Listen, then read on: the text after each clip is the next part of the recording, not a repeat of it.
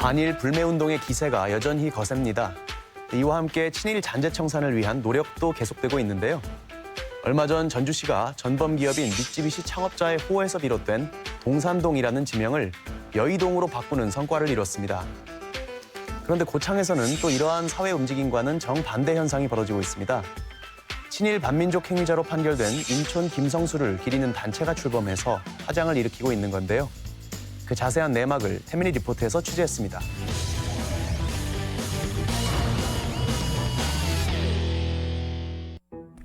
고창군 고창읍. 최근 이곳에서는 고창 출신의 인촌 김성수를 기리는 단체 인촌 사랑방이 문을 열어 논란이 되고 있습니다.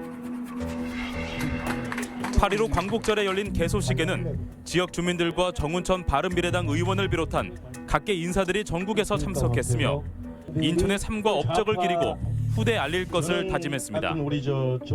왜 인촌 선생이 이렇게 친일파로 매도가 되느냐? 이건 모르기 때문에 그런다. 그래서 우리 인촌 선생에 대해서 사람들한테 좀 알리자. 이런 취지로 해가지고 이제 인촌 김성수에 대해 잘못 알려진 역사를 바로 알리겠다는 인촌 사랑방 대표의 이야기. 하지만 한편에서는 인촌 사랑방의 활동을 즉각 중단하라는 규탄 집회도 열렸습니다. 인촌에 대해 복권 운동을 벌이는 것은 김성수의 친일 반민족 행위에 대한 왜곡이라는 겁니다. 이게 생각만 남아 있을 뿐이지 이미 몸이나 마음은 다 떠난 사람들인데 뭐 때문에 인천을 자꾸 끌어들여 가지고 고창에다 심으려고 하는 거예요. 미당 서정규나 김성수 선생이나 그 올바른 지도자상은 아니라고 봅니다. 지난 2009년 발간된 친일 인명사전. 4,400여 명의 친일 인사의 이름 중에는 인촌 김성수의 이름도 등재돼 있습니다. 과연 그는 어떤 인물일까? 태민이 리포트에서 취재했습니다.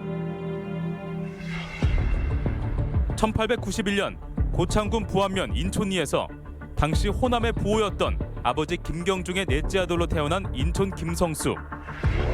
1977년 전라북도 기념물 제39호로 지정된 이곳은 40여 년에 걸쳐 지어진 큰 집과 작은 집, 사랑채와 곡간 등이 있어 당시 인촌 집안에 부유했던 환경을 짐작케 합니다. 당시에 김기중과 김경중은 관직이 있었어요. 그러다 보니까 당연히 그때 당시에는 두가 늘어날 수밖에 없는 조건.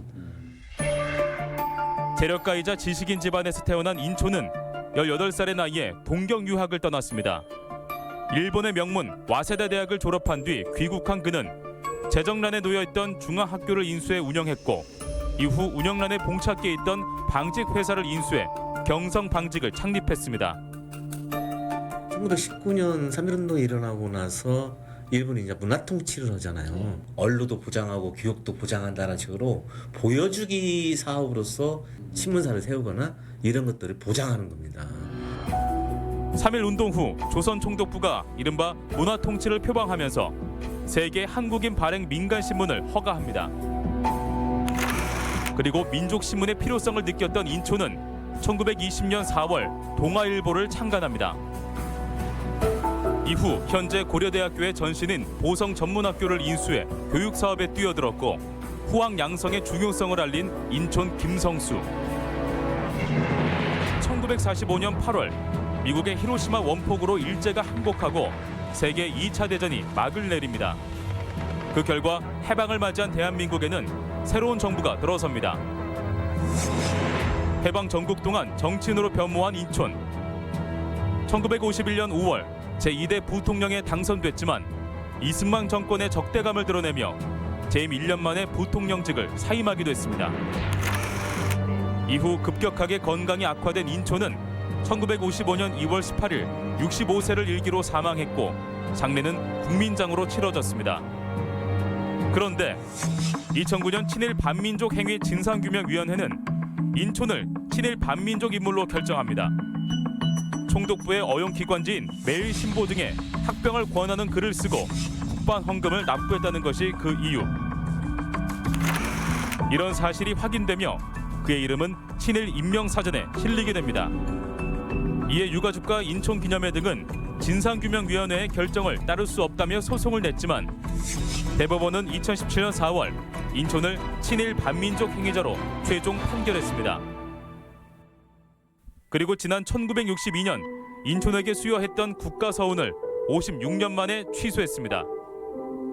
그 결과 현충시설로 지정됐던 그의 생가와 동상 등 5곳 역시 현충시설에서 해제된 상태. 고려대 본관 앞에 있는 인촌의 동상 철거를 요구하고 있고 서울 성북구는 그의 호를 딴 도로명 인촌로를 고려대로로 변경했습니다. 뿐만 아니라 돈에서도 인촌에 관한 지명에 대해 변경이 요구되는 상황. 하지만 인촌 김성수에 대한 역사적 해석이 잘못됐다고 문제 제기를 하는 사람들. 재헌헌법이나 농지개혁 이런 게 절대적인 공로가 인촌 김성수 선생이다. 그런데 이런 인촌 김성수 선생이 친일 반민족 행위자로 매도가 되고 있다. 인촌은 건국 과정에서 공로가 있고 국가 발전에 기여한 근대주의 운동가일 뿐 친일 반민족 행위자가 아니라고 이야기합니다. 조선 인구의 87%가 창씨개명을 할 때 귀족작이 거부한 거. 인촌 선생은 창씨개명을 안 했습니다.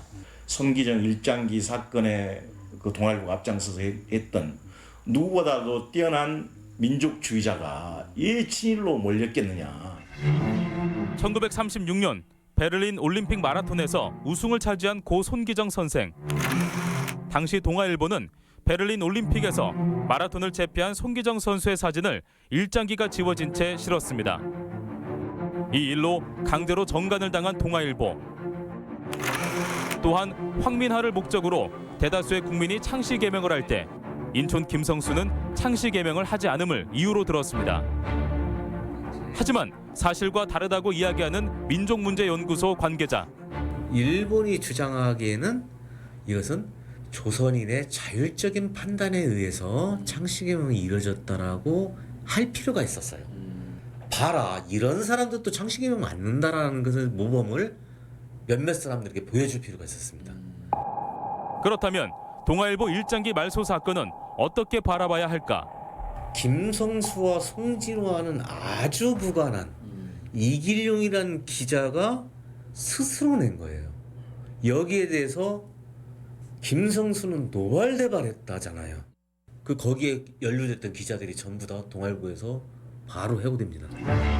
학교를 경영하며 밤에는 학교 숙직실을 이용해 3.1운동을 준비하고 조선어 학회 및 독립단체의 막대한 독립운동 자금을 지원해왔다는 인촌 김성수. 모든 일을 하는 데 있어서 가장 중요한 게 조직과 자금이에요. 그래서 3.1운동도 3.1운동 자금의 대부분을 인촌 선생이 됐어요.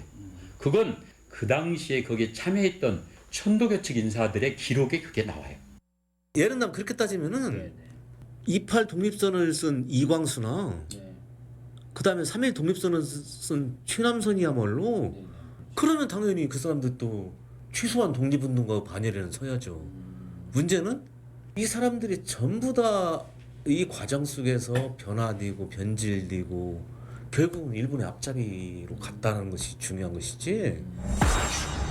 한편 1937년 중일전쟁 발발 후 국가총동원법이란 이름으로 강제징용을 시작한 일본.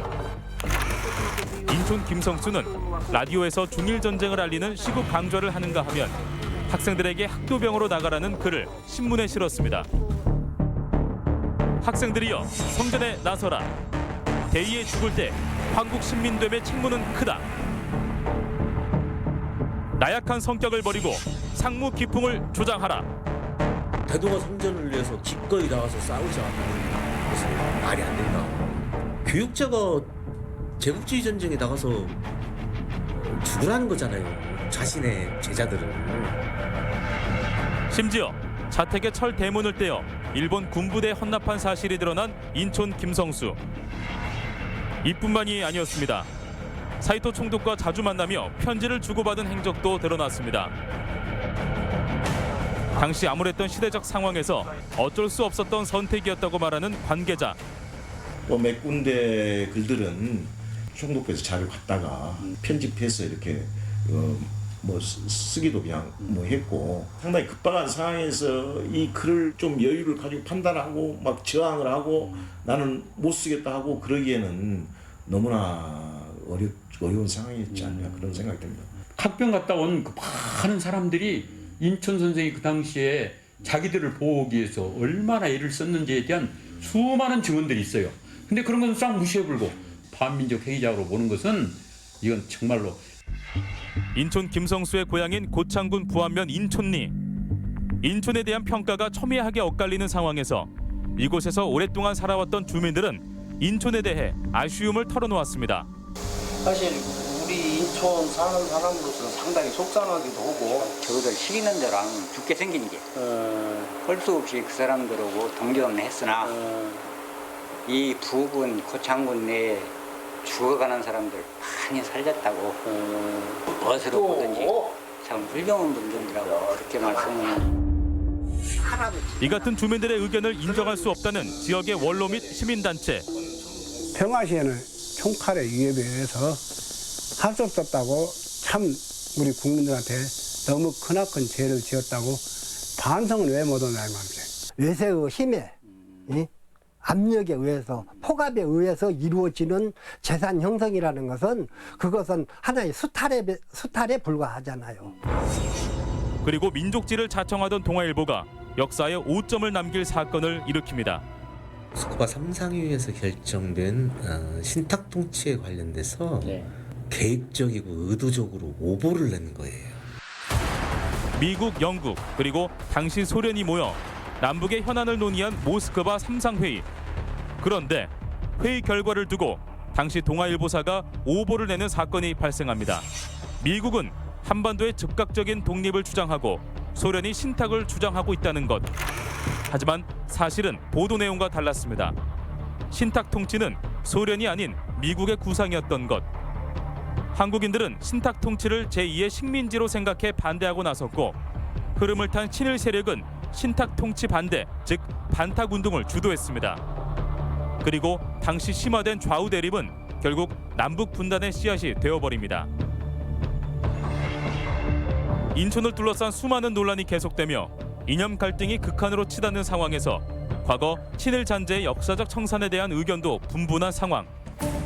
친일파고 후손들이 떵떵거리고 있고 그들에 의해서 아직도 그들이 한국 사이에 막강한 지배 그룹에 다 들어있는데 오히려 더 빨리 지금이라도 구체적으로 더 많은 것들을 추진해서 역사적 책임을 물어야 된다고 생각을 하는 거죠. 비판받을 수 있는 부분도 있을 수도 있다. 그것은 그대로 인정을 하고 정말 그분이 이 나라를 위해서 헌신적으로 했었던 것은 우리가 배우자. 인천 선생의 업적을 단순히 기리는 모임이 아니고 인천 선생의 정신을 되살려가지고 이 대한민국을 도약시키는. 기업가이자 교육자, 언론인, 그리고 근대주의 운동가로 칭송받는 인촌과 일제 통치에 암묵적으로 일조한 친일 반민족 행위자로 평가받고 있는 인촌. 맹목적인 존경과 무조건적인 비판을 뛰어넘는 객관적인 역사적 해석이 요구됩니다.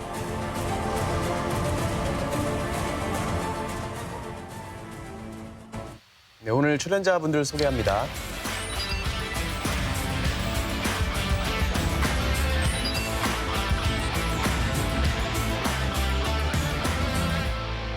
저희가 앞서 영상에서도 봤는데 오늘 주제는 인촌 김성수인데요. 네네. 정치계, 언론계, 기업계, 교육계까지 문화도 그렇죠. 문화계까지 발자취 족적이 미치지 않은 곳이 없는데 네. 지부장님이 하는 평가는 또 조금 다르실 것 같아요. 예, 그렇습니다. 많이 다릅니다. 너무 돌려서 여쭤봤나요? 어떻습니까? 예, 고창의 대지주로 태어나서 계속적으로 자본을 축적했고, 그리고 실제로 이제 교육 사업이나 아니면 언론 사업 이런 것들에 이제 투신을 했는데, 이 부분들에서 어떤 공과 친일, 그리고 실제로 지금 느끼는 사람들이 갖는 어떤 감정이 굉장히 양가적인 것 같아요. 네. 그래서 저한테는 좀 알겠습니다. 그런 부분이 있습니다. 네. 어쨌든 항일 내지는 실력 양성 운동이라든지 여러 가지 공도 있지만 친일이라는 씻을 수 없는 과가 있다라는 취지의 말씀이신 것 같은데요. 네네. 인촌 김성수의 가장 큰 정말 잘못, 어린 학생을 그 죽음의 전쟁터에 내몬 거예요. 자기가 교육자잖아요. 교육자로서 자기 제자들을, 자기 학생들을 일제가 벌인 그런 침략 전쟁의 총알바지로 보내는 걸 그렇게 적극적으로 선전선동했다? 저는 이거 한 가지만으로도 저는 김성수뿐만 아니라 김성수 일가가 정말 끝까지 교육 사업을 하고 있는 한은 끝까지 사죄하고 반성하는 태도로 가야 된다. 근데 또 일각에서는 조금 다르게 보는 사람들도 있는 것 같습니다. 기업과 학교와 언론사를 운영하던 사람이 수천 명의 식소를 딸린 상황에서 그들의 생계라든지 호구지책 이런 것까지 고려해서 어쩔 수 없이 가장 소극적인 친일, 어떻게 보면 보신책이나 호신책의 일환으로 그냥 그렇게 처세를 한 거 아니냐 이런 시각도 있는 것 같습니다. 어떤가요? 대부분의 이 친일파들의 행로가 실제로는 독립운동도 하고 어떤 민족에 대한 어떤 애정 이런 것도 많아요. 저항도 하고 만주사변이나 중일전쟁을 거치면서 일본이 가는 전쟁마다 승리하고 뭐 싱가포르에서 이겼네, 어디에서 이겼네 이런 것들이 계속 들려오거든요. 그래서 이제는 일본과 끝까지 가도 그래도 끝까지 가지 않으면 내 삶이 괴롭겠다. 그래서 이제는 일본의 승리가 목전에 다가온 것처럼 내적 확신을 갖는 겁니다. 그러다 보니까 다 돌아서는 겁니다. 인천이 그 불량선인이라고 하는 것으로 일단 찍히게 되잖아요. 요즘 말로 하자면 총독부의 블랙리스트에 지금 해당이 되는 거예요, 네. 이게. 그래서 결국은 만주까지 나가가지고 사업에 성공을 이루기는 했으나 그 이후에 혹 이게 지금 자기 때문에 이 사업이 어떻게 조금 더 이제 망가뜨려지거나 혹은 와야 되지 않을까라고 하는 그런 걱정이 있어서 그랬던지 이제 그 회사를 갖다 동생하고 또 이 매제한테 넘겨주죠. 이 중일 전쟁이라고 하는 것이 인천뿐만 아니고 대한민국의 지식인들이 친일로 급격하게 돌아서게 되는 굉장히 중요한 사건이었던 것 같아요. 그 변절을 한 친일파들을 보면 가진 게 많은 사람이에요. 사실은 그 암울한 시기에 그것을 버텨내는 게 얼마나 한 인간으로서 힘들겠어요. 모든 사람들이 대부분 그랬겠죠. 하지만 분명히 목숨을 걸고 자기 재산을 다 버려가면서 나라의 독립과 민중의 삶을 지키기 위해서 싸웠던 분들은 분명히 있습니다. 근데 이렇게 변절한 사람들의 대부분을 보면 자신의 것을 지키고자 하는 거죠. 그 많은 재산과 그 많은 권력과 명예를. 항일로 시작해서 친일로 변절한 그냥 전형적인 사람 중에 하나다 이런 평가를 네, 주신 것 같고 네. 어쨌든 2017년 대법원 판결을 통해서 김성수의 친일에 대해서는 사법부까지도 확정적으로 판단을 해주었고 그러다 보니까 2018년에는 결국 그 건국공로훈장인가요? 서훈이 취소가 박탈이 됐고요. 지부장님께서는 어떤 조치들이 취해져야 마땅하다고 보시나요? 친일파로서의 인천 김성수를 기념하는 동상이나 관련 시설, 그다음 글귀 이런 것들은 여기는 국가가 관리하고 국가가 재정을 부담한단 말입니다. 그래서 그것은 그 속에 있는 이런 친일 관련 시설이나 어떤 찬양 글귀, 동상 이런 것들은 철거가 마땅하다고 생각합니다. 독일 같은 경우에도 유럽 같은 경우에도 뭐 나치 부역자들에 관한 내용들이 있었을 때 그것을 역사에서 지워야지 된다고 생각할 때 철거를 통해서 지우는 방법도 있었겠지만 오히려 보존을 통해서 많은 사람들이 공감을 얻게 하고 역사의 경험들을 갖다가 후세에 전달해 준다는 점에서 또 하나의 그런 대안으로 생각할 수 있는 방법은 아니겠는가 이런 생각들은 좀 해보게 되죠. 안타깝게도 사실 이제 이런 모든 문제의 원인은 우리가 친일 청산을 제대로 하지 못했기 그렇습니다. 때문에 이런 일들이 계속 발생하는 거잖아요. 그 권력이 생후에도, 그러니까 사후에도 있기 때문이라고 생각을 하는 거예요. 김성수 일가가 대한민국의 막대한 그 자본을 가지고 있는 거잖아요. 언론 자본, 교육 자본. 이러다 보니 그 권력이 현재의 권력 때문에 오히려 이 친일파임에도 불구하고 친일파라고 직접적으로 얘기 못하는 이런 풍조가 생긴 게 아닌가. 네. 아까 뭐 서울에선 이미 도로명 개정도 됐다고 말씀하셨는데 고창군 입장은 얼핏 보니까 그렇더라고요. 지역 여론이 그렇게 강하지 않아서 또는 여론조사를 해보니까 유지하자는 의견이 많아서 섣불리 추진하기 어렵다라고 하는데 이번에 지부장님 말씀도 들어보니까 이번 기회에 조금 더 주민들 관심도 환기하고 공론화가 돼서 정당한 역사적 평가와 후속 조치들이 이루어졌으면 좋겠습니다. 네, 말씀 잘 들었습니다. 예, 감사합니다.